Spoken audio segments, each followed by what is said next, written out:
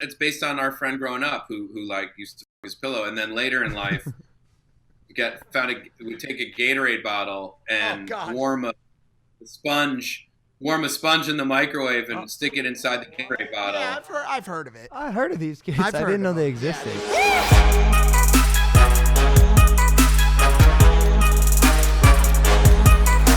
An off day for us is like everybody else's on day. Well, we used to be hungover all the time. Yeah. Perpetually. Yeah. What are you saying? We Jeff, started the intro. we You started already the interrupting? intro. Guys, please get it together. It's a professional organization. Welcome back to it. Shut it the up! Logan, are you back I in don't training understand. camp? Holy, you yelled at our good friend. Now I feel bad. It's horrible. I'm just trying to run a program. Welcome back to Impaulsive, the #1 podcast in the world. Sorry, guys. I don't know what came over me. If you're not subscribed, hit that subscribe button. Yet another beautiful day on this beautiful planet. Every day, you know what I do? I express my gratitude. At the end of the day, some people would call it praying. Like me, I would call it praying, but not to a specific deity, perhaps. I started off like this: "Hello, dear God, religion, dear universe, dear God, dear Creator. Just thankful for another day on this blessed planet. Just wanted to express my gratitude. Let's do it again tomorrow." That's simple, amazing. sleek. Yeah, It's really important. There's a lot of people out there that say, if you can't put together a fully fledged prayer to any specific God, say please help in the morning and thank you at night. Yeah. Every day, just put those two things together to get some gratitude in your life. Yeah. I know. Very cool, man. It's cool, right? Our co-host George is very religious. George, what do you think about? Oh. Okay. Well, 6ix9ine the guest today? What? So George isn't here, I guess. That's no problem. We can still do it. Hey, man, I was scrolling on Instagram and your girl is here.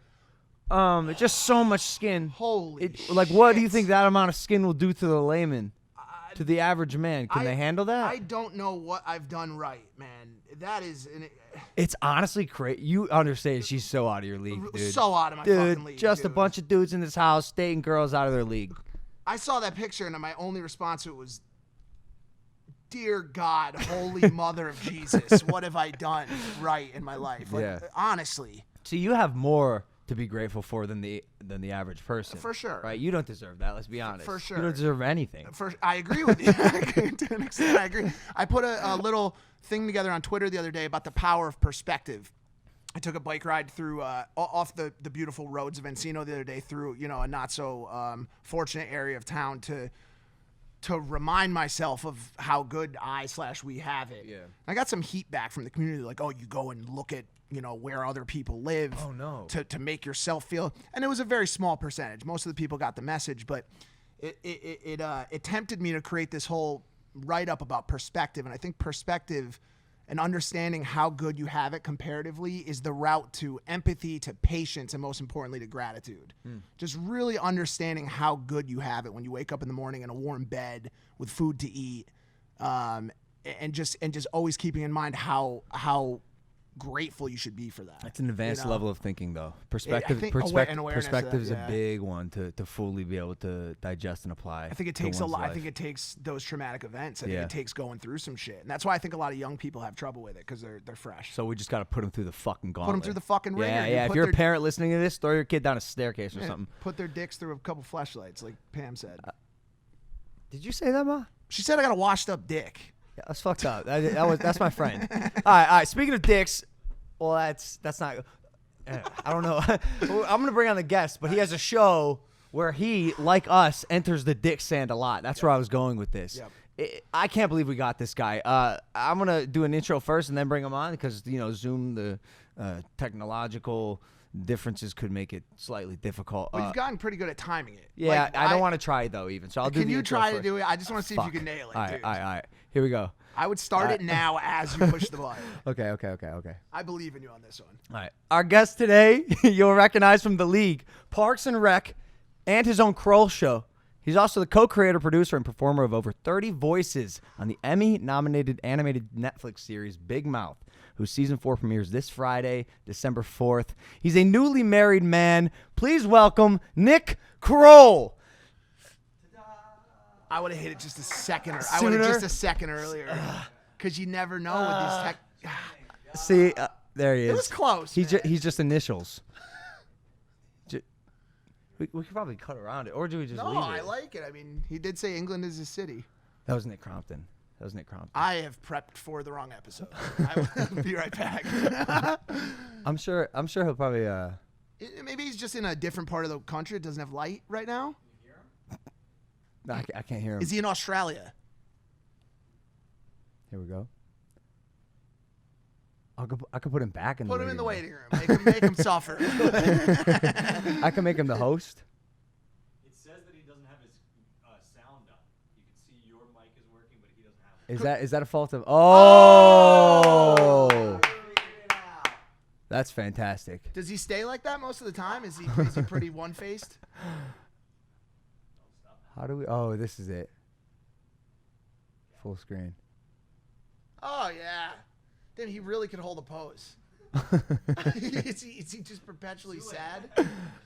What is he so?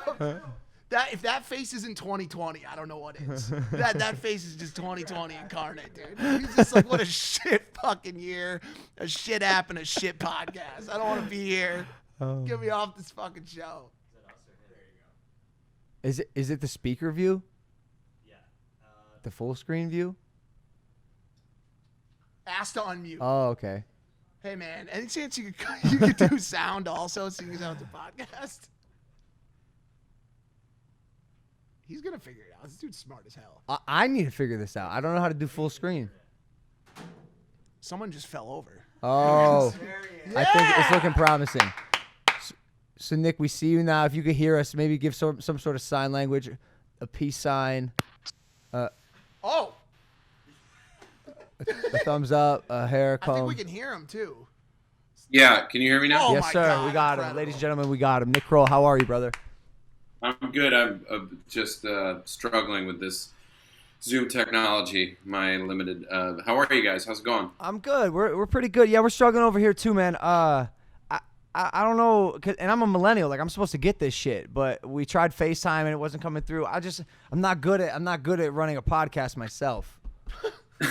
Sorry, man. Sorry that you're here. We can try if you want to try to face up again. I mean, I'm in now. I think we're in, right? Yeah. Successfully, we're in this thing. No, we could do this. We could. If you don't mind me asking, what room are you in? There's so many patterns. I feel like Some a sort of like optical illusion. decor of some sort. I'm in my office here. It's like the walls are like a weird like Mediterranean Middle Eastern city wallpaper. Kind of looks like I don't know. like a DMT as a decoration. Yeah, I feel like. Yeah, I try to find that liminal space between life and death and paint and cover my walls in it. And just living it. Well, listen, man. Yeah, live in that purgatory between life and death. Sure, man. 2020, Like doing a Zoom. It's like 2020 doing a Zoom defined, man. podcast. That's what we're all doing this year, man. We're just kind of just hanging out. Well, listen, Nick. I'm a huge fan. I'm such a big fan. I DM'd you on Instagram and I said, hey, man, would you want to come on the show? Because Big Mouth Season 4 is coming out this Friday, right? December 4th. Yes. And Yeah, it's coming out. This Friday, December 4th, and yes, I received your DM on Instagram, and I felt like I really felt like a millennial or even even younger Gen Z to coordinate that way. Thank you for making me feel youthful and relevant, and it means the world to me. Well, Nick, you're not that old. You're only 42, right? And you just got engaged, which is awesome. If you ask me, your whole life's ahead of you. Thank you. Yeah. Thank you for that. Yeah. Nick, I first got turned on to you when I was watching a movie called Sausage Party. Oh yeah, Mhm. Sausage Party. great. And this character came on called the Douche. And he goes, yeah, I'm a fucking douche. And every time I watch a film, I'm really into the creative process of it and the actors and every part about film in general. And so I looked up afterwards who played this character called the Douche, and it was this guy named Nick Kroll. And that's when I started paying attention to you. And then Big Mouth came out, and I'm obsessed with, man, how fucked up this show is. It's so fucked up. And it's so refreshing because in 2020, everything is so PC. But you guys, it seems like you found the line to be the perfect amount of inappropriate, but not get canceled off the internet. Is that exactly what you were going for? And do you have to reel it back?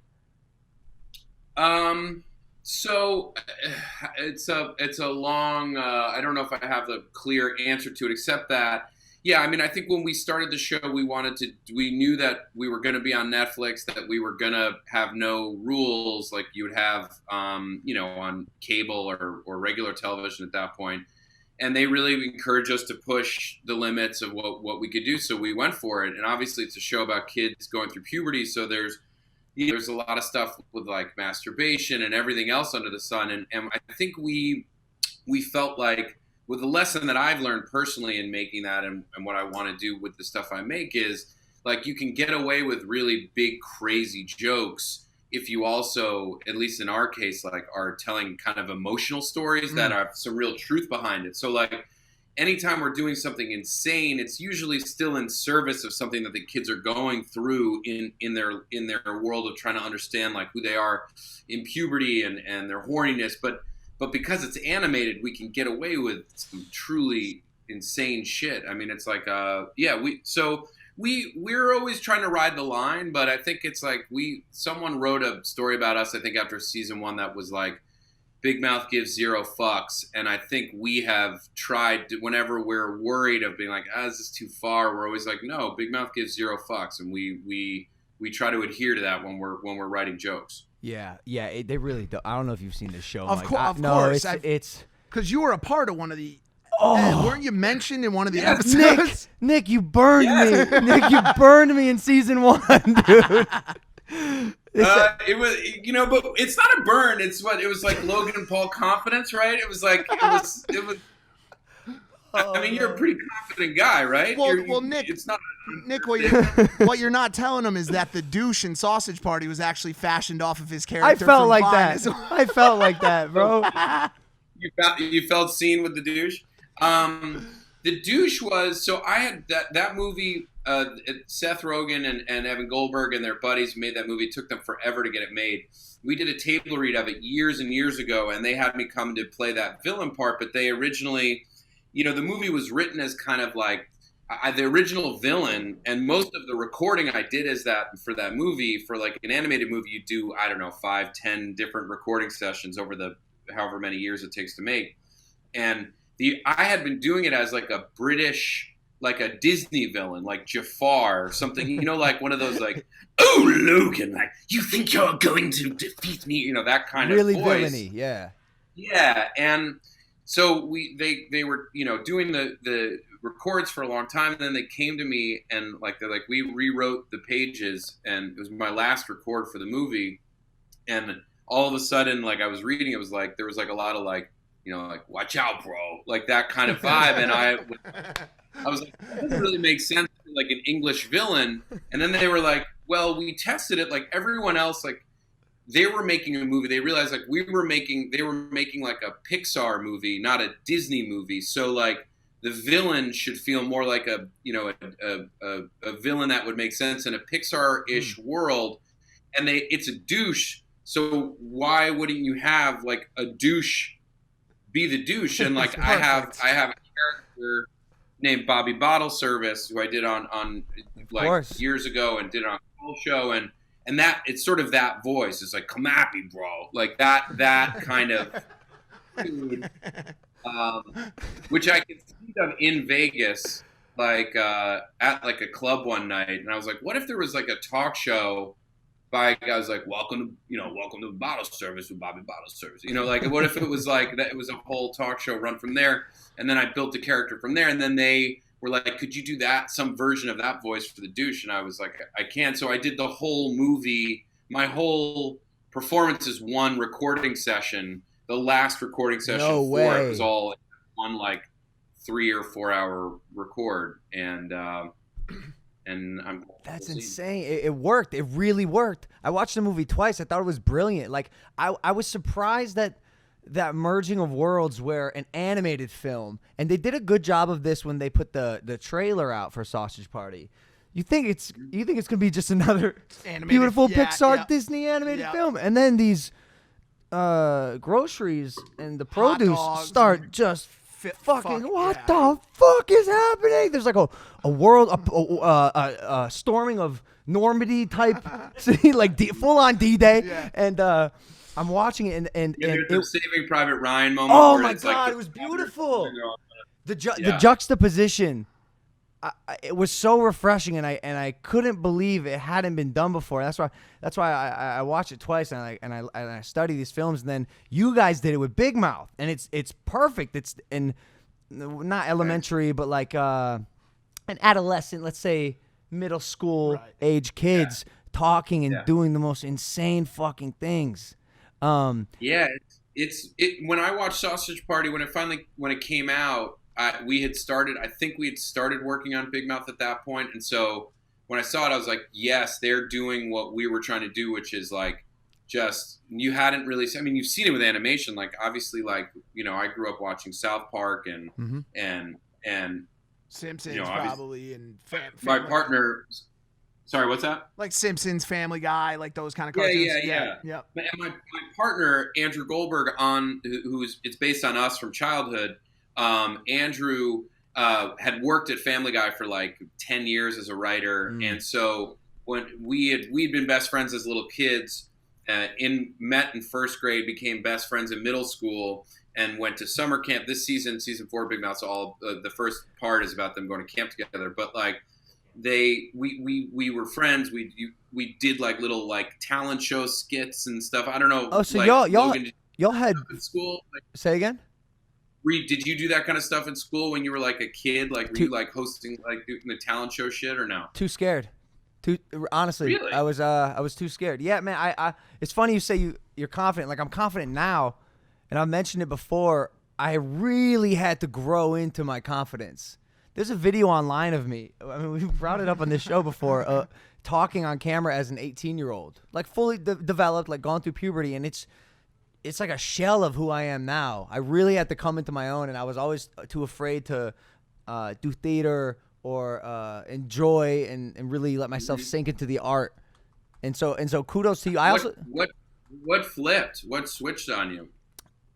I think the flip switched when I found out people liked the things I was creating. It gave me confidence. Yeah. As soon as my videos started to get like some traction, and when I say some traction, I'm talking like 10,000 views. I was like, oh, 10,000 people like this enough to click on it? That's interesting. That's a lot of people. And then, it just started compounding, and eventually I just became a fucking douche. We're super excited to announce that we're partnering with Vincero Watches. Look, finding a watch that's bold and built to last can cost a pretty penny, and Vincero Watches is changing that. They believe you deserve to look good and feel good no matter what your budget is, and they create exceptionally crafted watches, and they do it without breaking the bank. The guys over on their team sent us some watches. Let me tell you, the timepieces are sexy, and right now they're offering a 20% discount off your entire order, and they're going to cover all shipping costs if you visit vincerowatches.com/impulsive. There's no brand name markup, no big-time price tags, and their promise to you is simple. Solid, well-made products that you will enjoy wearing. These guys know just how important it is to shop from local brands you can trust. Just slip my name in there. They're going to make sure you enjoy wearing these watches every single day, and if you don't, Vincero will make it right. That's their promise, and if you don't love it, they will make it right by you. So go shop Vincero. The deal's really too good to pass up. Go to VINCERO watches.com/impulsive. Do not pay full price on these timepieces. Take advantage of our exclusive discount. Get your exclusive discount right now. Back to the program. Nick, can we go back to Big Mouth for a second? I want to ask you something about cancel culture, because you mentioned earlier that animation and cartoon kind of gives you this almost this wall to hide behind when it comes to what you are able to say and not say without being cited by the evil mythical creatures that exist in the realm of cancel culture, right? And you saw it with television first, and then you started to see it with movies, and then everybody was like, but comedy will be safe, like stand-up will be safe. And then you saw that stand-up wasn't safe anymore, and that started to fucking fold under the pressure. How long do you think cartoons and animation have before cancel culture says, yo, we don't care if you animate these tales. This is not okay. These are sensitive topics, and they shouldn't be talked about on cartoons either. I gotta say, like, I don't fully, I don't entirely share your point of view on it in general. Like, I think obviously, like, things, people have gotten a lot more sensitive. It's gotten more complicated of how you make stuff. Mm-hmm.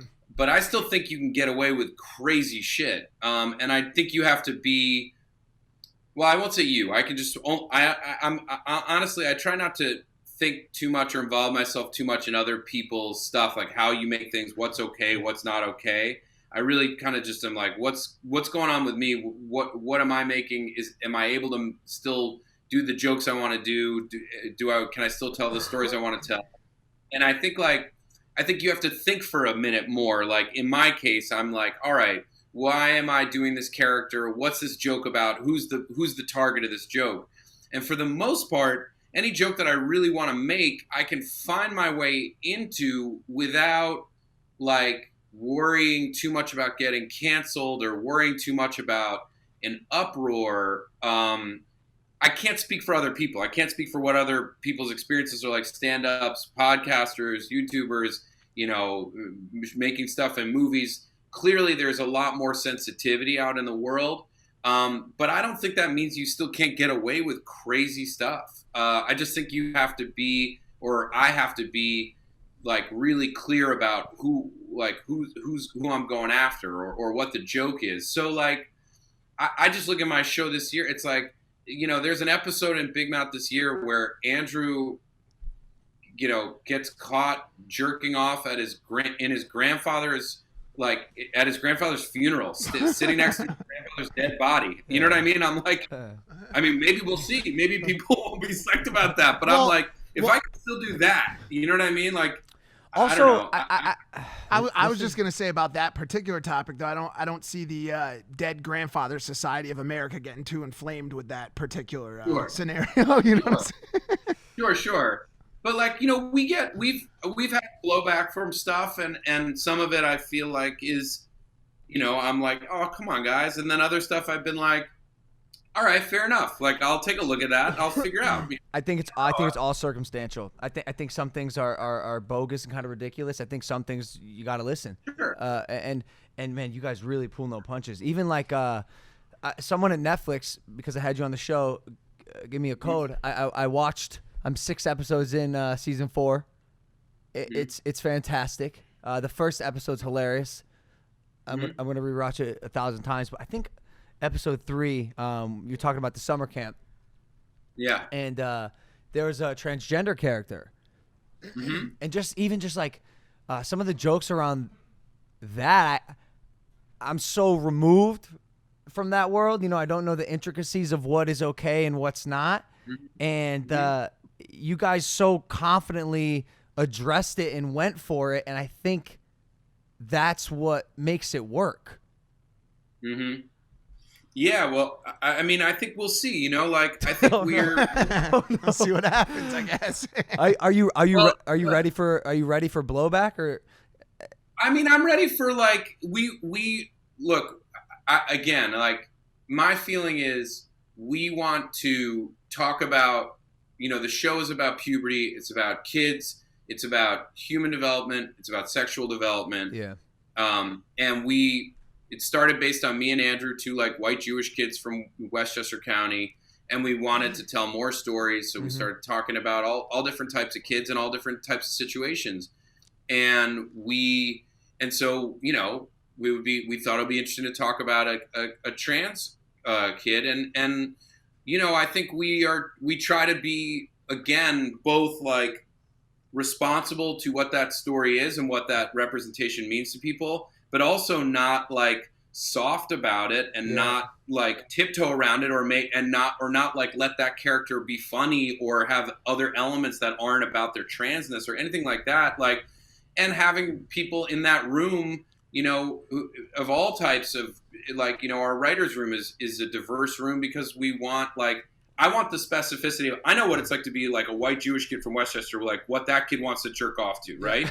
But I don't know what, like, a queer woman or a black boy or a trans woman, like what their situation was going through puberty. So we want those people around so that they can help tell that story, because they're all funny as fuck too, and they don't want to make a soft show. They want to make something that's funny that also speaks to their experience. So like, I think you can. Look, hope is that we can do it all. Like, whether we will succeed or not, I don't know.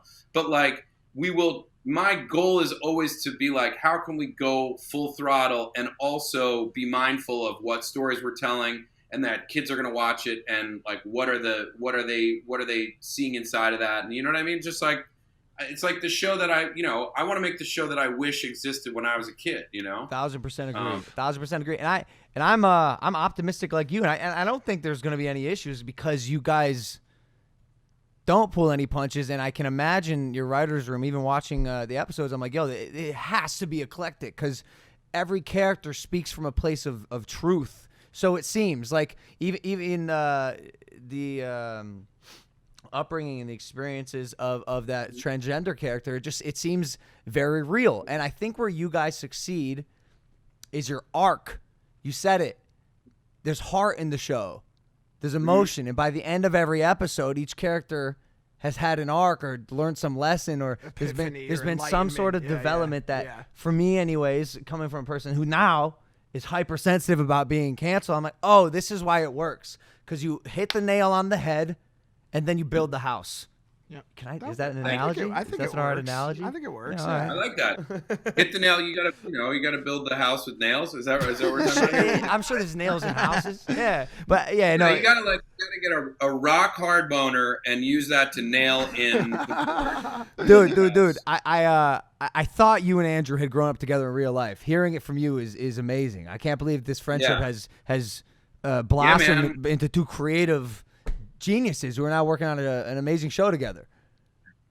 Yeah, man, we've known each other since we were 6. It's crazy. It's like, and now, and it could have gone bad. It's like you work with your friend, you don't know, and like you hope it works out. And it's been great. It's been really, and all the people on the show, like John Mulaney voices Andrew, the character, and John and I have been friends since college, and Jason Mantzoukas, whom people might know as like Rafi from The League and every other show on TV. And he and I have been friends early days in New York, and Klein and Chelsea Peretti and Jenny Slate and Armisen, Maya, Rudolph. They're all people that, Jordan Peele, they're all people that I've become friends with over the years.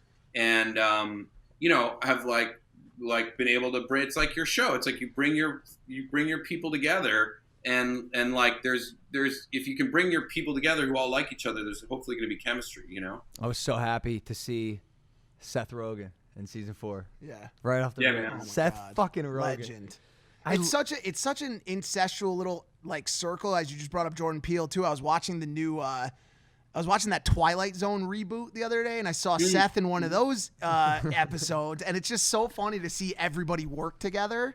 And right now, me and Logan obviously have that kind of that friendship and working relationship. Have you ever had pitfalls, shortcomings, arguments, any fights that almost led to bigger beefs with the homies? Every once in a while, look, it's like everybody's got their own. Everyone's got their own like relationships, and because they're complicated moments for people, but like. For the most part, I've been pretty good. Like, I don't know. I don't like conflict very much. So I get, did you just get engaged? I'm not currently challenging Floyd Mayweather to fight. So like, I'm not, it's not in my DNA exactly. Which, like, so I haven't had that many major problems with friends. Like, I mean, it was different, but I did the roast of James Franco, and like doing that where you're like, all publicly making fun of each other. It was insane and scary. It's like, and I was like, ooh, I don't love this. Like, I don't love this. These are all my friends, and I don't love this feeling of like my friends tearing me apart or me tearing apart my friends. But it's, I don't know. No, I've been pretty lucky. We've been like, I've stayed friends with most of my friends. I mainly because I think I avoid conflict. You talked about, or I guess I brought up Simpsons and Family Guy earlier, and we had talked about a couple different cartoons. Besides Big Mouth, what is the most influential and important cartoon to have ever come out in the modern age? Besides Big Mouth. I think we're really living in like a golden age of animation. I think like obviously Rick and Morty people love and What a show! What a show! Those two are everyone involved in that. I mean, that show is like it's a monster. And I've known Dan Harmon who works on that show with Royland. Harmon did Community and a bunch. I mean, there's some really funny people making that show. Obviously, like BoJack was the other show on Netflix that is now done, but is like super funny and weird and kind of emotional in a weird way, like our show at certain levels. And people have always Archer was on when I was on the League, and it's still on, and people love. I mean, it's a really like lucky moment that there's just all this great animation. I think people now realize you can get away with so much insanity on animation in a way that, going back to what you were saying, I do think you can get away with a lot more and bigger, crazier jokes in animation than you can in live action. I will say that. I think it's like when you see animated characters like talk about shit, like you definitely have a longer leash than you do if it was like real, flesh and blood people. The 13-year-old girl in Big Mouth has a full-on talking vagina with a personality. Dog, it's insane. Like, well, when BoJack Horseman has something to say about a sensitive topic, it's got to be a real watershed moment for a group that represents sensitive communities to say, yo, how do we go after this talking horse? Like, how do we go after this talking horse in a way that is effective? Like, I think that's the wall that people have to get over. I mean, when Stewie would go out of line on sensitive discussion, how do you cancel a cartoon baby with a football head? Yeah. For stabbing his dog to death because he owed him where's my fucking money, Brian? Nick, how do you do that? No, it's always been like, even, again, when I was like a kid with, Simpsons, I mean, Beavis and Butthead was something that I watched when I was a kid, and Mike Judge is a legend. A legend. So like all those shows, you really have always been able to push it. Like I remember watching Beavis and Butthead as a kid on MTV and being like, my mind being blown. Can't believe that they're saying this or doing this, and because this was still on like basic cable. So yeah, you definitely have a longer leash, and like, there's like the first couple episodes of this season, Logan, it's like you saw that it's a camp, and Andrew doesn't want to take a shit at camp. Like he doesn't like shitting outside of his house. Dog, so the poop comes out his butthole. The poop comes out his butthole and torments him. like a little snake in the grass. That's something you can relate to, though, too, because you hate shitting in around people that or like girlfriends and stuff like that. So it's actually, but I've never had like a external conflict with my fecal matter. Right, of course. You know what I'm saying? Yeah, it's rare. It's Paul Giamatti plays this shit, and it's incredible. So funny. How do you get these people, Nick? The people you're bringing up are A-list. Literally A-list celebrities. Bro, the show's incredible. It's just mind-blowing. Paul Giamatti is a legend. It helps that it helps that like Giamatti's kid, I think, likes the show. His son watches the show, so that helped. But like, we definitely have gotten some people that you're like, we have no business getting. Like, we've got John Oliver on the show this year, who plays our camp counselor. Kristen Wiig is Jesse's vagina, by the way. Oh my God. Yeah. Oh my God! I mean, you have pretty much the entire SNL cast in some way or another. We've plowed through most of them. It's but yeah, I think animation. That's the beauty of animation, is like you can get people to come in for a little bit, and like Giamatti's like, I get to like be a screaming shit for an hour. Like I'll do that, and go funny. They gave birth to it. Eventually, where was I? How come I wasn't watching this with you? I don't know. I locked myself in my. It's my sanctity, bro. That's my time. Yeah. I typed in Big Mouth online. There's the people also ask, and the second one is Big Mouth appropriate for 13-year-olds? And it says Big Mouth is not a kids show. It's totally inappropriate for kids. Let the tweens and teens watch it anyway. Big Mouth might be the best thing to happen to sex education since parents started misslaying copies of The Joy of Sex. So I was going to ask, do you feel like since you are skewed so far in one direction, you've limited your demo, which could be a good thing, but is it too limiting? Like, do you know what the demo of the show is? We don't have an exact, I mean, I can go we don't have exact data, but I mean, I'm sure Netflix does. We get a broad scope from them, but I can only speak anecdotally, which is, like people who, like, I remember when we started the show, we were making it being like, well, let's make a show that makes us laugh. And, like looking back sort of at our adolescence. And when we put the show out, I remember coming home, going to my nephew's bar mitzvah, and like, it was a bunch of, like, all the kids were like, we're watching it. We love it. They're all 13. I'm like, oh, yeah. You guys are going to watch this? Yeah. And then their parents were like, I saw their parents later who are all like my brother's age, and they were like, yeah, it's dirty, but also like you're talking about a lot of stuff that our kids actually need to know about and are going through. So like, thank you for having that conversation for us, or creating a platform for us to be able to talk about it. Like, it is absolutely filthy, but like, if parents are listening or like, make no mistake, like anything that we're talking about on the show, kids can find on the internet, no problem. Yeah. Like, you know what I mean? Like, we have this effect with your girl, with Amara. Yeah. Bro, 8-year-olds will come up to us and be like, Yeah. oh, we love Lana Rhoades. We're like, how do you know her?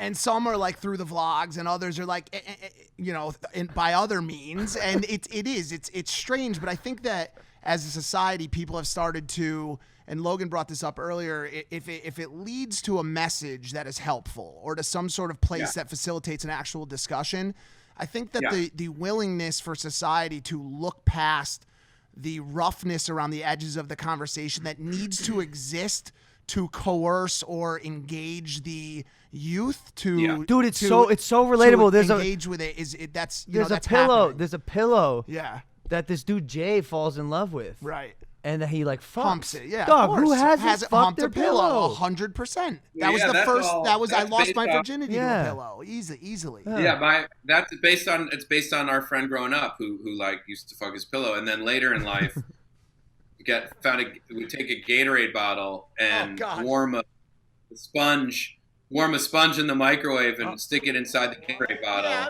I've heard of it. I heard of these kids. I didn't know they existed. Yeah, I thought this was like an urban legend. I thought about some shit like that. I never had the balls to do it. I mean, like literally, I had my balls. Heard about it with apple pie and stuff. These Westchester boys get down a little bit different. Hey, where in Westchester? Just so I know, like a White Plains setup or like a. Andrew grew up in White Plains and I grew up in Rye, but I went to school in White Plains. But but it was like White Plains, Rye, all through that area. A bunch of, that's a personal curiosity note, just because I'm from Connecticut, so I'm just curious where. Oh, you are? Where are you from? Milford originally, and I spent the latest couple years in Stanford before I moved here to LA. Right down the street from you. Used to play basketball at SUNY Purchase, watch the Knicks practice, but that was decades ago. We used to go play soccer in around Milford and get our ass kicked, and then go to Stanford to get our ass kicked. Not to keep beating the horse who's dead. But it is really cool how there's like a level of relatability that I feel like kids can watch on the show and actually learn about. Like, I found the whole depression kitty thing really interesting. And is it Tito, the anxiety mosquito? Yeah. They do a good job of personifying feelings and mental health issues as well. Honestly, breaking that stigma down. Yeah, there's a kitty that lays on you. It's the depression kitty. It's and for anybody that has depression, that feeling of a weight on your chest is very, very relatable. Like that is an incredible way of personifying that. We and I don't know if we knew it from the beginning. I mean, we knew we wanted to do hormone monsters. Like, I remember when we were coming up with the show, and Andrew was like, we've been talking about like Andrew having like kind of like a hormone monster, and I immediately was just like, touch yourself, Andrew. Like, it became very clear right away that it was like, oh, okay. But then we were like, all right, we got a hormone monster. And then we were like, oh, we need a hormone monstress. And Maya was already playing my mom, and she started playing that role. She's so fucking good as the hormone monster. Funniest. It might be my favorite character. Both of them are incredible. But Maya. She's the most talented. She's the funniest person. And then we started realizing, like, oh, we can personify these. There's hormones, but then as we continue to build the show, it's like season 2, we had the shame wizard.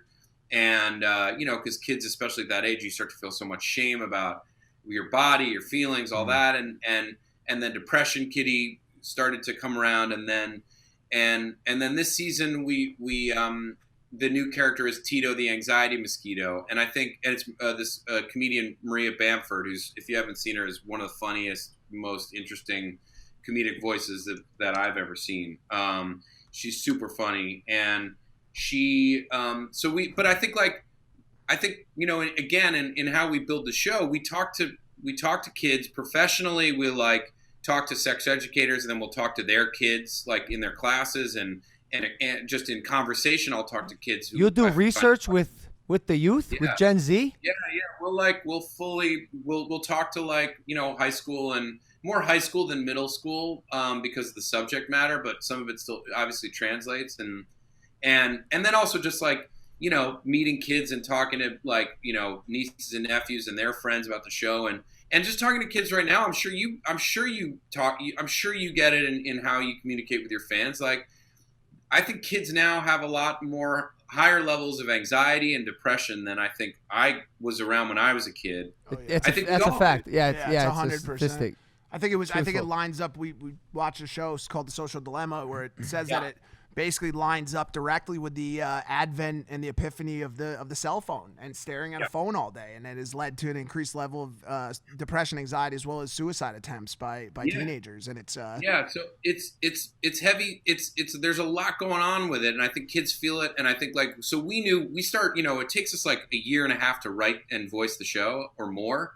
So we started writing this season 4 our first conversations about it were probably 2 years ago. Wow. And we were like, well, the election will be coming up, so maybe anxiety. I'm sure there will be a lot of anxiety around the election, and in talking to kids, we know that a lot of kids are feeling a lot of anxiety in general. We know that I feel more anxious than I did, when I was younger, and so it felt like anxiety would be something worth exploring and figuring out all the ways the different kids kind of deal with it, and because anxiety treats us all differently. Like, some of us, I think, experience anxiety, social anxiety. Some of us experience the feeling of catastrophic thinking about some crazy shit that's going to happen in the world, and then all of a sudden, as we're getting ready to put this show out, a global pandemic hits, and everything gets thrown up into the everyone's anxiety's got to be fucking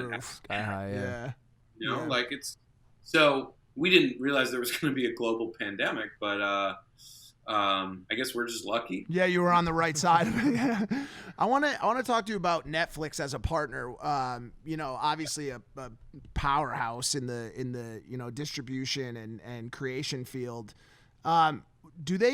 How's that experience been working with Netflix? And also, do they give you kind of do they have someone reading through the scripts? I mean, how intensive are they on sensitivity and that kind of stuff? I mean, I gotta say, they've been, from the beginning, unbelievable partners. Even before the show was on and was a success, they were very supportive of us going for it.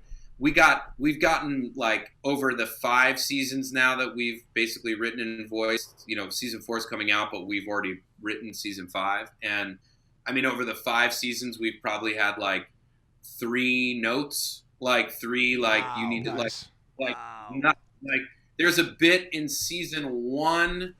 There's there's a wet dream episode where Andrew won't stop jerking off because he has a girlfriend, and now he's scared to jerk off to the girl he liked because he feels like she doesn't deserve it. He's, and his hormone monster's you got to do it, Andrew, and he won't. And so he has a wet dream in it, and there's this crazy, it's the science fair episode, and Rick, who's Coach Steve's hormone monster, and then Nick's, who's oh, I love Rick.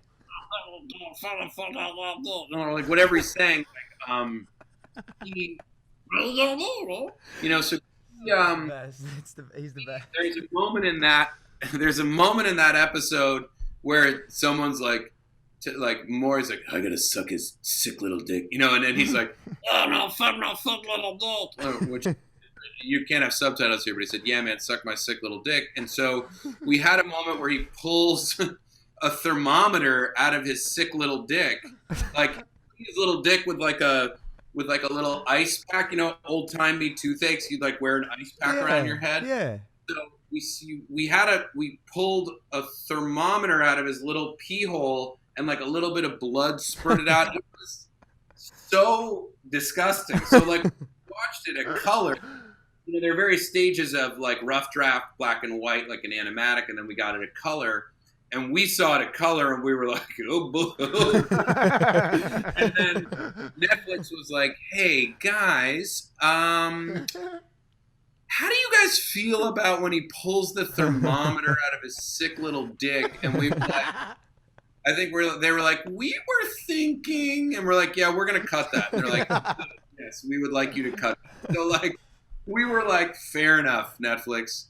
We'll cut that. And then a couple of similar kinds of things where we were like, yeah, that's fair. Like, that's not crazy that you don't want to air that. Right. They're not like make or break, like, macro issues with the episodes. They're more just like individual scenes that they have. They've been, I think, again, not trying to like brag, but when we come to them with an episode, it's, they come to the table reads, they watch the screeners, the animatics, and they really leave us alone. I think because that was their ethos when we got there, and I think we've proven ourselves to be like, let's call them responsible partners inside of what we make, and so they're happy to like be like, great, go ahead, so we've been very, very fortunate, and it'll be interesting, making stuff in other environments. I'll have to get used to like getting notes again, but for right now, they're crazy. They've been crazy good for us to work with. I'd have to imagine it's part of the reason Netflix is such a powerhouse, man. Where you can let the creators create and the artists be artists and just do their thing. And it's like why you guys have built such insane followings, because people like you only make what you want to make how you want to make it, and I think like networks have had to learn from the Netflixes and from like the YouTubes and the Instagrams and like everything out there that like where people can make stuff without a notes process. And I think that like fans respond to that, and so I think networks are learning that you have to like if you think someone's talented, if they've proven themselves, let them go make their thing, Mm-hmm. Well, at the end of the day, and I think, there might be some listeners out there that don't, understand the dynamic and the difference between a subscription platform like Netflix and a network. Networks at the end of the day will be at the, behest and at the hands of the advertisers and the heads of network. And so until, Netflix, obviously with a subscription model, if someone finds fault with something you do on Big Mouth, they simply unsubscribe, you lose one user, and you continue on with your 500 million, user base. And so that gives them that power to allow you guys to create the way you want to create, which we love. We love that. Yeah, subscription model. They were way ahead of the curve. It's true. It's been, and it's like, you're not worried, and also like we can mention brands positively or negatively. They don't care. You know what I mean? It's crazy. Like, can I ask? There was a monster. Yeah. Was that a brand deal? Brings out the monster in you. Brings out the monster in you. Monster energy drink. Yeah, no, we just are like, that wasn't a brand deal. Amazing. No, I love that. That wasn't a brand deal, but surely someone make a dime off of brand deals. I haven't made a single dollar from any corporation that gets mentioned on our show. Have you pitched them? Did you pitch them before? I'm like, I don't. No, man. Well, that's why you haven't made a dollar, Nick. Why wouldn't you go to them and be like, "Hey, there's a spot here. We're gonna keep it or take it out." That looked like a fucking monster brand deal. They adjust the camera, dude. Really? We have like Walgreens. Yes, I saw that too. Prominently featured. Nothing. We just mentioned the brand because it's either funny or makes sense. That seems like standard operating procedure in cartoons though. Like you see, I don't think Family Guy was ever getting sponsor money from any of those people that they mentioned, right? Yeah, but imagine if Monster threw $100K if you're gonna do it anyways. 100%. But here's the problem. Obviously, Nick and these guys aren't willing to bend the script to fit marketing points and messaging points. So it's basically saying Monster Energy, like, this is what the spot looks like. Take it or leave it. But that spot, in my opinion, I'm just a YouTubing boxing Pokemon collector. Please, I'll take it all. No, I think that spot huge could have lended itself to any energy drink. And since you chose Monster specifically, I thought for sure someone had optimized that. Good point, Logan. I mean, it's a good point. Any sponsors who are listening to Impaulsive, like, I love money, so let me know. But no. Hey, why don't you let us know what an Impaulsive podcast spot looks like on Big Mouth? We might be willing to pay it, dude. Yeah, let's see what an Impaulsive drop in Big Mouth is worth. I mean, vice versa, really. Probably this is. I mean, that's probably the real. We're open to trade, Nick Kroll. We're open to trade. But I mean, it's honestly like the beauty of it. I will say that we haven't done it with anything, partly because of the freedom of like being like, oh, I just want to mention that brand. Like, I don't want to think about whether they're going to be okay with it or where they're, the language or like, if we use like, I mean, the only thing we really have to worry about, what we have to figure out paying for is like the songs. If we parody a song, we have to deal with that. Like, there's no copyright with the brands either. No, because hip hop artists wear Gucci or Louis Vuitton in a music video, they have to blur it. Really? Yeah, it's like this. It's a major thing. I wonder why in animation there's a pass. It could be where it's placed. It could be where it's placed. So like maybe they have to blur it on YouTube, and YouTube has rules against brands and something and a subscription. I don't know. I'm trying to think. I don't know. I mean, we definitely. I mean, there have been a couple discussions of something coming to us but we haven't done anything yet. I know that we have not. Nothing has. But like, I don't know. Like, let me know how it works. No, it's a headache. That's why I asked, man. We deal with that trademark copyright shit all the time. How do we like? I'm so fascinated by you guys having built like all the merch stuff. Like, I feel like that's where I'm like, how do I get my? Can I start an Nick label? Can I start that off? You guys done all right? Well, there's got to be big. I mean, there's Big Mouth clothes, yeah, that you could buy, or I guess, yeah. There is. There's stuff at like at major marketing, or like at like stores. But I don't know. I don't know. I'm fascinated by it. It's like this. I feel like I have ideas. Yeah, you guys. I have ideas. If there was a Hormone Monster like winter headpiece, like how he's got that really fluffy hair. Oh, well, you could do like a hoodie, but that's the Hormone Monster header. There's I feel options. like there's conversations that could happen after this. I think, Nick, the thing is like these. I think television shows and programs like Big Mouth, they want their answers to be so turnkey, so they license out the creative to Spencer's and Hot Topic and stuff like that. We own all our stuff. We go through the painstaking legwork of building out entire creative teams and designs. And so, I mean, hey, listen, if you guys want to do that, we could surely lead you in the right direction if you want to take that stuff in house. Do you know what kind of viewership the show gets? Are you allowed to say? You're not allowed to say? We don't get, again, Netflix gives us very broad strokes. We know that we are, I don't know what numbers we are. I know that we are, when we are on the air for that month or two, like that's what they look at is like that 28 days. Like we're incredibly high on their viewership. Like, the month, we're one of their biggest shows. I know that, like, I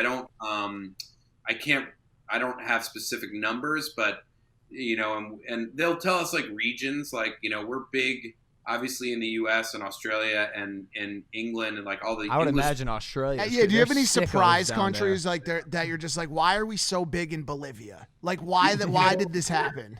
We are pretty big in Brazil. But I feel like Brazil's filled with like a bunch of lovely hormone monsters. You know what I mean? Like, yeah, for sure. Hormone monsters that you can't look at because you're newly engaged. You're an engaged guy now. Married. You're married now? Married.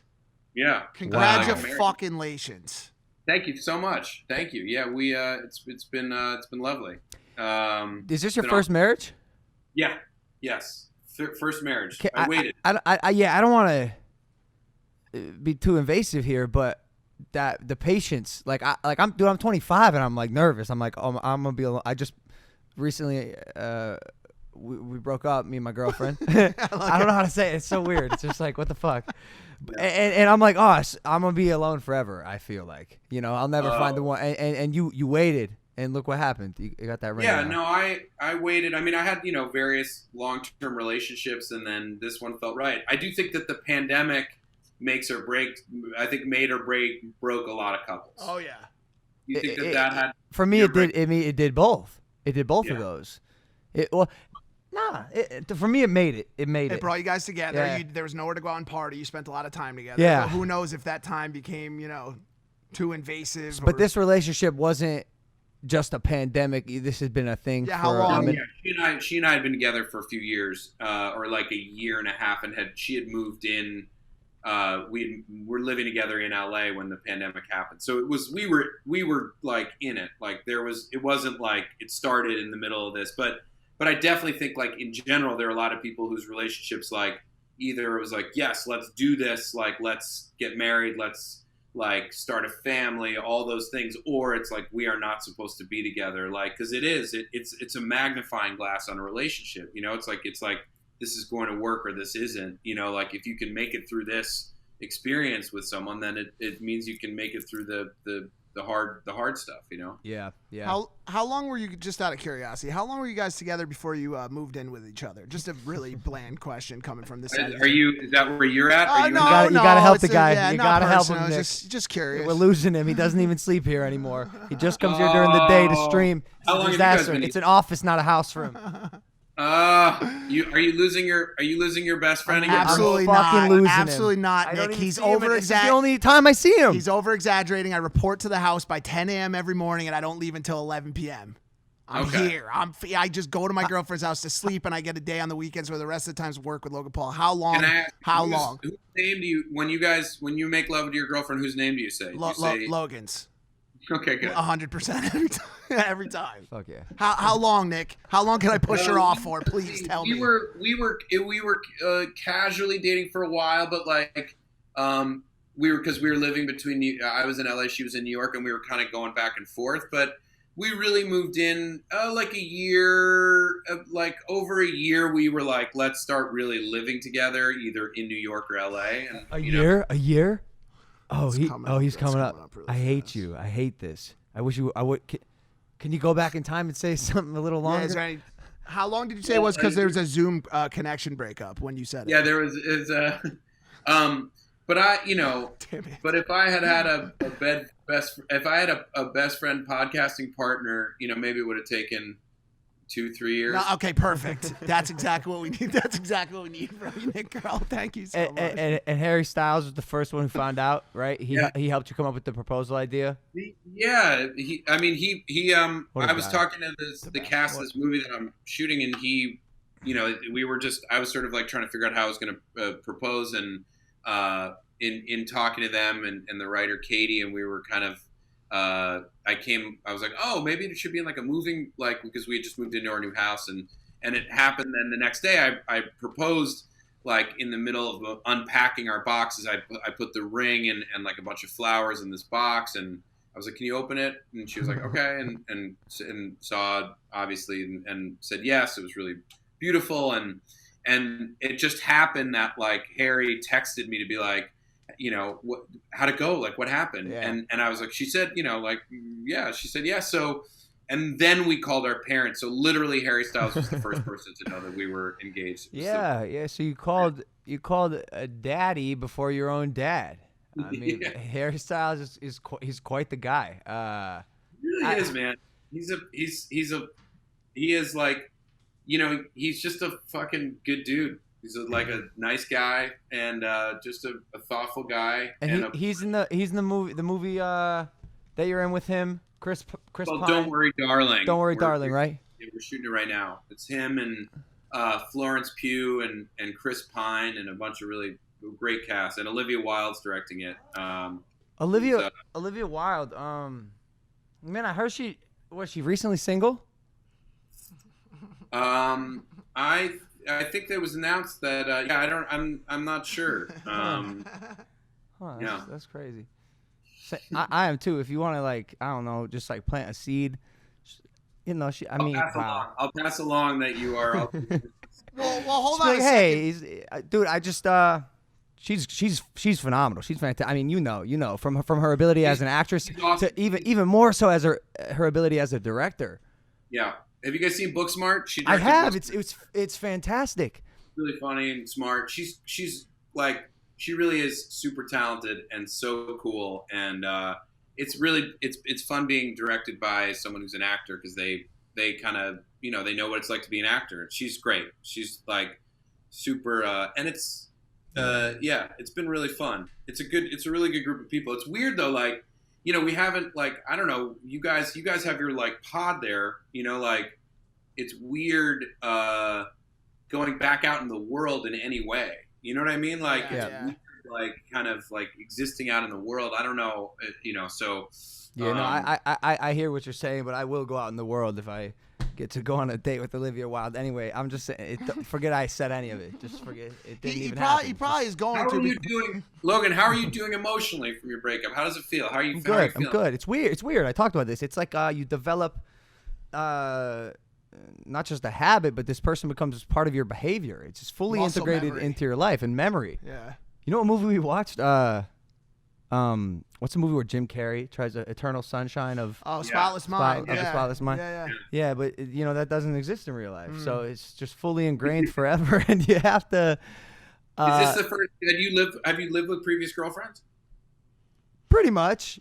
I mean, no, but I find myself intertwined often with the person. I really I devote myself. Entanglements. Codependent?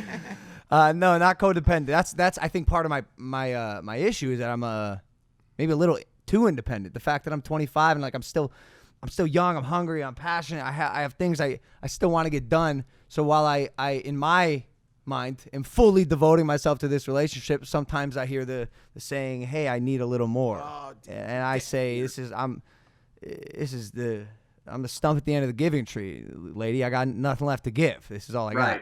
Yeah. I mean, you're 25. It's and it's partly why it took me longer to settle down, or to not settle down, but to choose someone, because it was it took me a while to be ready to commit myself to put someone else first, because it's you got shit to do, not in a gross way, but in I got stuff. I got my goals. I got my aspirations. And it's tough to switch your priority list.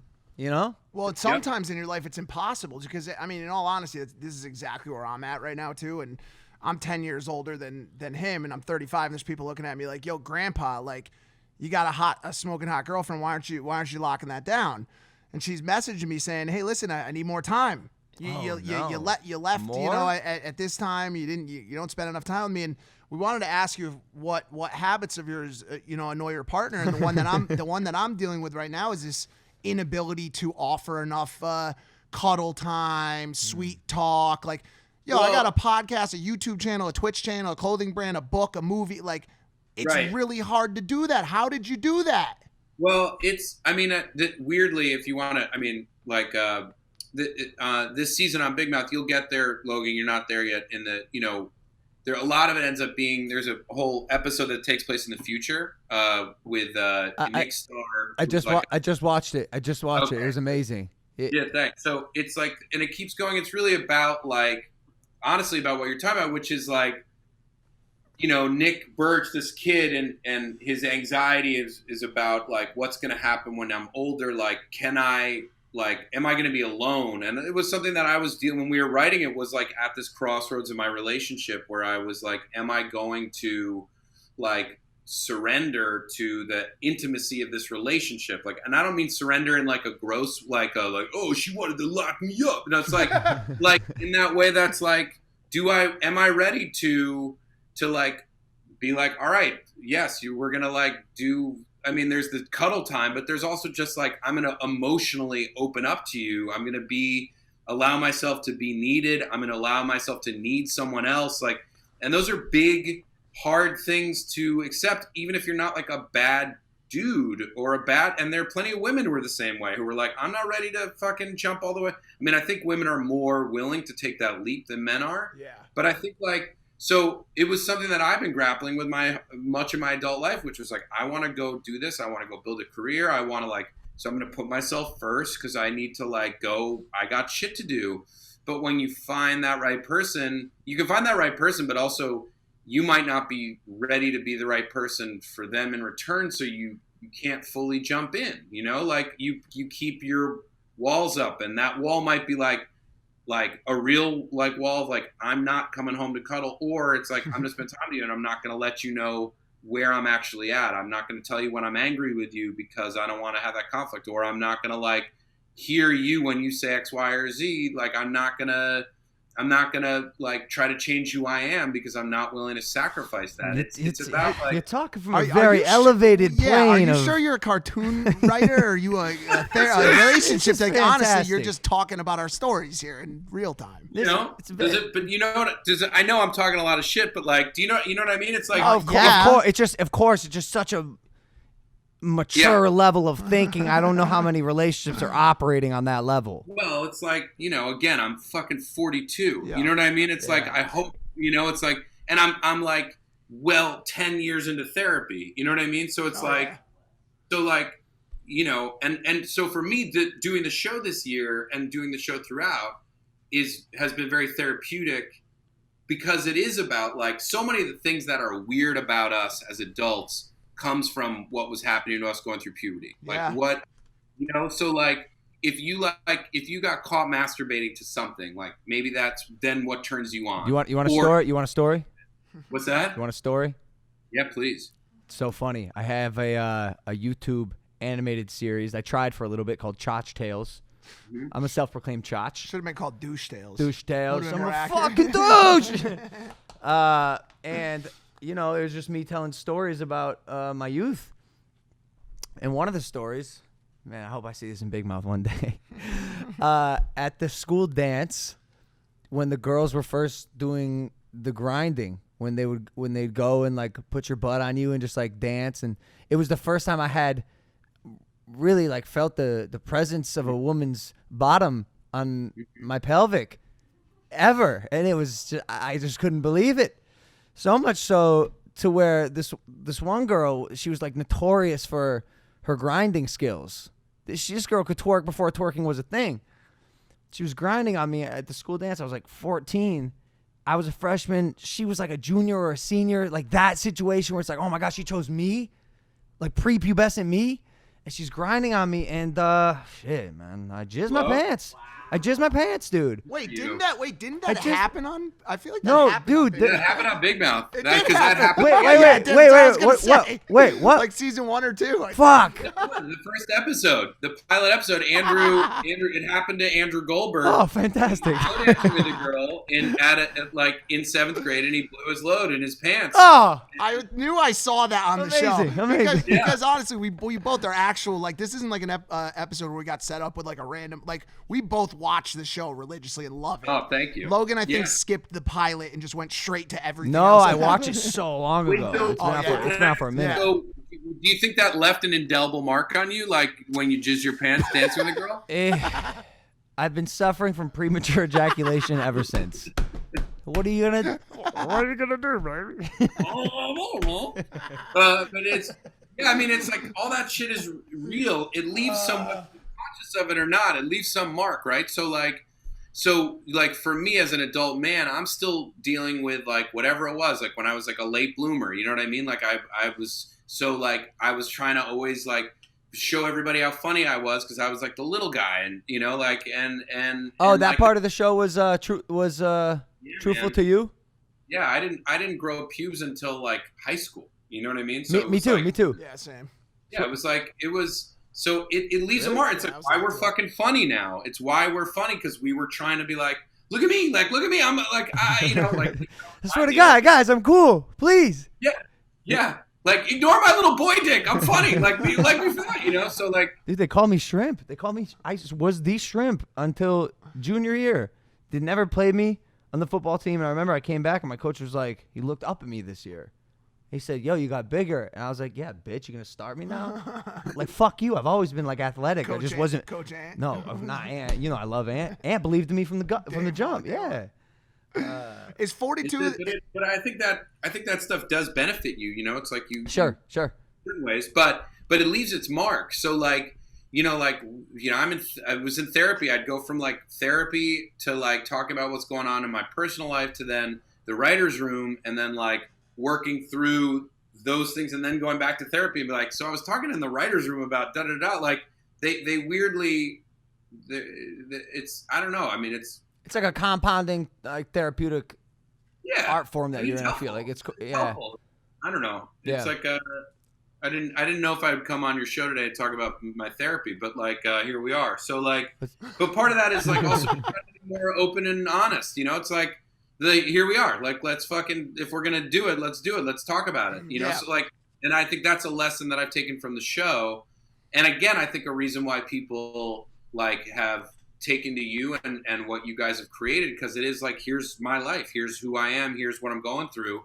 And people respond to that. People respond to like the feeling of getting actual, like the truth and authenticity of someone and their life and feelings, you know, it's like, which is, it's a scary, vulnerable thing. And we're all trying to figure out how to do it with our audiences or with our partners or with whoever, you know, and it's a scary thing to let people in, you know, but when you do, I think you end up with a product, both in your real life and also in your creative life that is more gratifying. Sure, totally, yeah. That's nailing that. I mean, we talk about this on the show all the time. The next wave of content creator, personality, celebrity is based on vulnerability, authenticity, relatability, and being able to deliver some sort of message to the end user, whether it's disguised in jizzing your pants at the school dance and talking shit, or if it's a direct message. But you guys are right on point with where you need to be. You're in the zeitgeist, as Logan likes to say. Thanks, man. Yeah, whenever I want to find out what the fuck is wrong with me, it's a long list. Hop into a relationship. That mirroring will. It will right away. Magnifying glass. Yeah. It's a magnifying glass. So okay. So I'm sure you've learned a lot about yourself. I Mike kind of hinted at it earlier. Is there a habit of yours that annoys your partner the most? Fuck. I got, specifically during the pandemic, I didn't realize what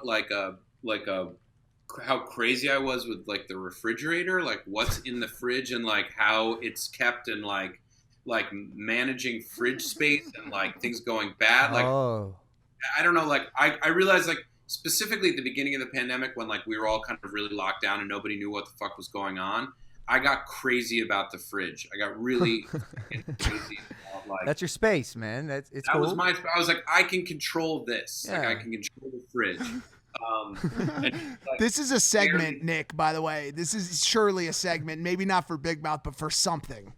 Yeah. Just Yeah. like the fridge, you became the fridge Nazi in a lot of ways. That definitely. She's also noticed that I've been keep saying the word cranking. I've been using crank.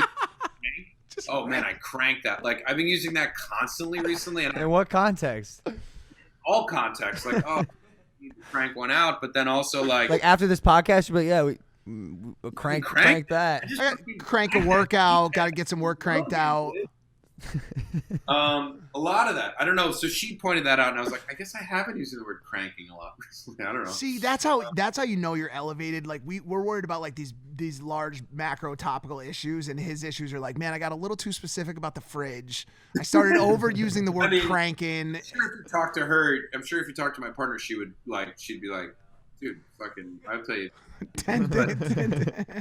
I don't know.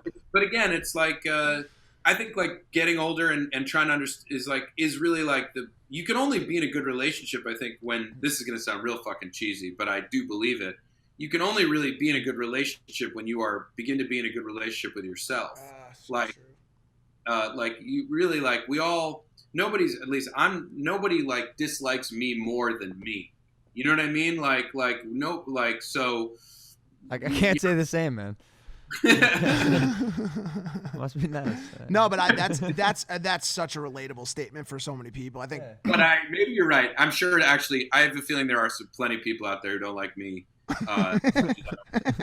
Doesn't seem very possible, but the point you're making is well received, and I think a lot of people watching will understand that idea of feeling it's like we all are so mean to ourselves. Yep. So like you have to figure out like sometimes for good reason. Like we're mean to ourselves because we know our shit. Like we know the bullshit that we're pulling. Man, there's a saying. I love this saying. About the Japan say this, or the Japanese say this in Japan. Fuck, I can't find it. It's something like humans have 3 masks. One you wear around your one you show to the world. Yep. The second you wear or you reveal Close around friends. your friends and family, Yeah. and the third only yourself. you see it. Yep. And it's so true. It's so interesting how true that is, and there really is a version of yourself that only you understand to the core, and you're the only one that can confront it and deal with it, no matter how open you think you are with everyone else. There's a side of you, there's things that you do that you just keep here and have to develop, fix, amend, change, whatever it is. And so I'm sure your therapy, because I've been thinking about getting involved with that. Because I think it's healthy for everyone, and I'm sure it reflects itself in the show. Maybe that's part of the reason it has that spine of compassion and thoughtfulness. Yeah, I would say so. I would. It's been for me, and I get it. Like I understand for a lot of people, it feels like bullshit or it feels too scary because you don't want to see what it's going to dig up. And I can understand that. I think I felt that way. I have a lot of people in my life that feel that way. But I would say, like, if you are not happy with who you are and where you are, like, or if you're happy with it, but you can't get yourself in a relationship, or you're in a bad relationship, or you can't like move ahead at work, or you continue to have shitty relationships with your family, or like therapy just gives you the opportunity to work through that and try to understand it. And you're not going to be perfect after that, but at least you're going to be able to begin to like understand why you're doing what you're doing. And once you have that understanding, then it becomes really your choice as to like what you do with it, and some people, no one's going to be perfect inside of it. But I have found, even if you look at it from a purely selfish point of view, I believe therapy makes you a more productive person. Like a more aware person. I swear by it, Nick. And I've had my run-ins with drugs over the years and mental health issues, and I try to recommend therapy and the therapeutic approaches to everyone, whether you're happy or not happy. It's just such an incredible weight off your shoulders to share your troubles and your issues with someone that you know and trust. And we talk about the pandemic and talk about a field that has been decimated by the pandemic, the field of therapy, drug addiction prevention and assistance and mental health, because you can't go see your therapist. There's a lot of therapists out there, a lot of drug addiction counselors who aren't meeting face-to-face and haven't for the past 9 months, a very imperative field in the country that we're surely going to see a massive increase in depression, anxiety, and all of that as a result of inability to access care over the past 6 to 8 months. Wow. I've been seeing my therapist over Zoom, but it's probably different. Not the same. It's just not the same, especially if it's more drug and alcohol and addiction stuff. It's not being able to be in meetings, not to be there in person. It's a different thing. That makes a lot of sense. The implications of this pandemic, I think, are going to be pretty ugly when they reveal themselves over the next year to 3 years. Like a really ugly, whether it's like a social, whether it's economic, it's gonna be a disaster. I'm curious. Switching subject. Where'd you meet your wife? You like dating? You on Tinder? You swiping? You're at Erewhon? We met on an app, actually. We did meet on an app. So really? Yeah. Nice. Wow. Yeah. Can you say which one, or no free brand deals? No free brand deals. Rhea? Was it Rhea? Yeah. Gotta get that. Yeah, Wait, was maybe. It was Rhea? Yeah, it was Ryan. Nice. Wow, I got kicked off that Logan's fucking not allowed. app. They decided not to. Nick, they fucked me, bro, on Raya. Really? I was on for 1 day. One day. And they met a couple honeys. It was great. I didn't actually get the chance to like say anything to them, but we matched. And then I come on the next day and I have a screen, and it says, after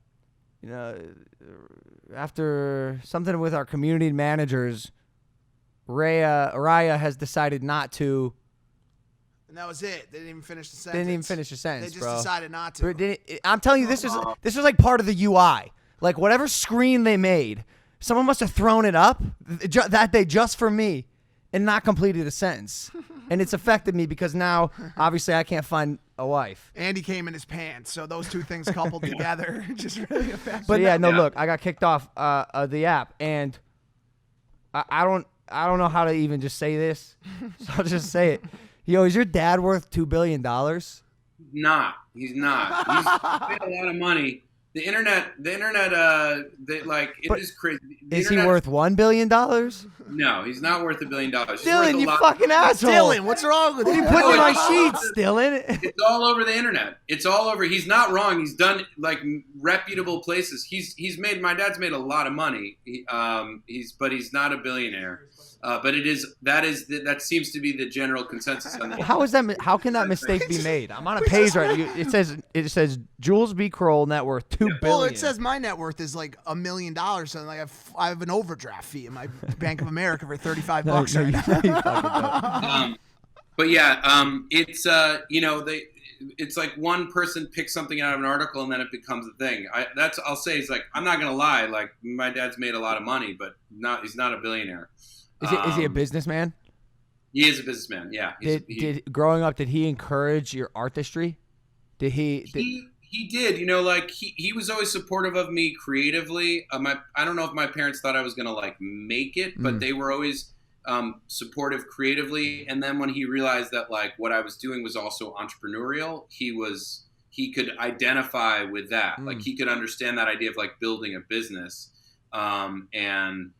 So like that he gets a kick out of watching that, but he also likes that I'm like, he enjoyed all that, Yeah. I'm always curious how these uber creative minds are fostered, right? Like, did they do anything special when you were growing up? I'm the youngest of four, and so I always felt like there was always like a crowd around me to like, that my siblings always like, it's like, you and your brother's younger than you, right? Like he's like 2 years, yeah. Like you get like when you're the younger sibling, you get exposed to things earlier because you've got this like older brother who's like, yo, watch this. I was always envious of that. I was always envious of like I in many ways had to go first. Yes. And would fail. And then I could be like, yo, Jake, like my condom. I just lost my virginity last time. My condom broke. Just be careful. And that happened. Like, next time I won't do it when I'm dancing. Yeah, exactly. He started wearing condoms to dances after that. I had to. I'm trying to actually think if I did that. Dude, if you did that, now that's an episode. I might have. That's incredible. I'm 59, 41. Yeah. Or 51-49. No, 59-41. That you did wear a condom to. That's incredible. Wear a condom to a school dance just to have that blow. But yeah, they were supportive of me in general, and then they're not, they were very supportive of me. So I don't know. What about your family? Yeah, so my dad kicked me out of the fucking house. So he would kick me out of the house and lock the door, and he'd be like, "Yo, it's summer. You want to play GameCube? You can play for 30 minutes if you go outside for 8 hours." So me and Jake, the whole day would just be outside. We had a really big backyard, and we backed up to a place called the Cleveland Metro Parks. So just acreage on acreage of woods and forest to let our imaginations run wild, man. We would be back there playing like sticks and stones, war games, like full on, just using our imagination to the fullest extent.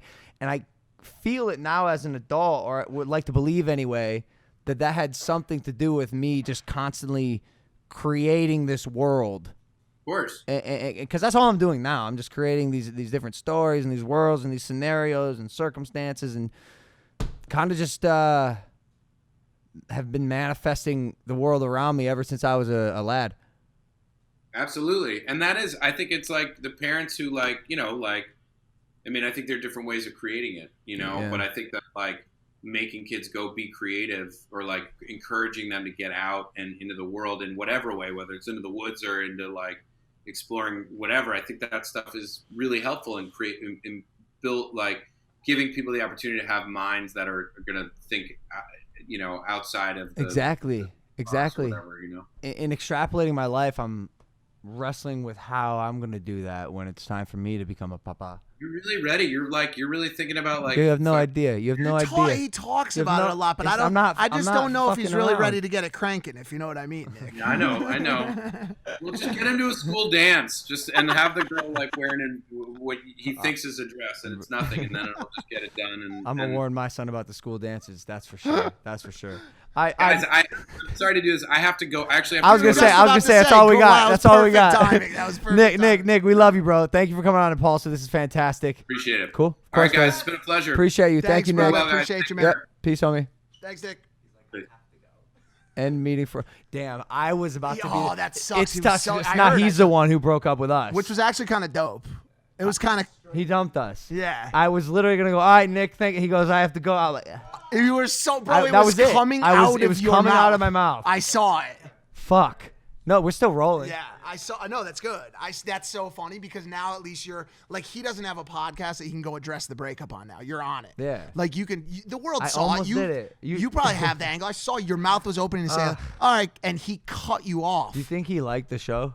Yeah. You sure? I think that was amazing. I love think Nick he Kroll, was dude. great. I was down. Dude, he's amazing. Bro, when he was doing the voices, I'm sitting. I'm like, yeah, do more. Fuck. And I wanted to ask him to do more voices, but how annoying is that? I'm the guy who's like, yeah, do the voices. But he did a fair amount of them. And then he also rolled in some really great introspective and therapeutic and life awareness. And Yeah, Danny's he's waving a her G. hand like we got some sort of watch deal. What's going?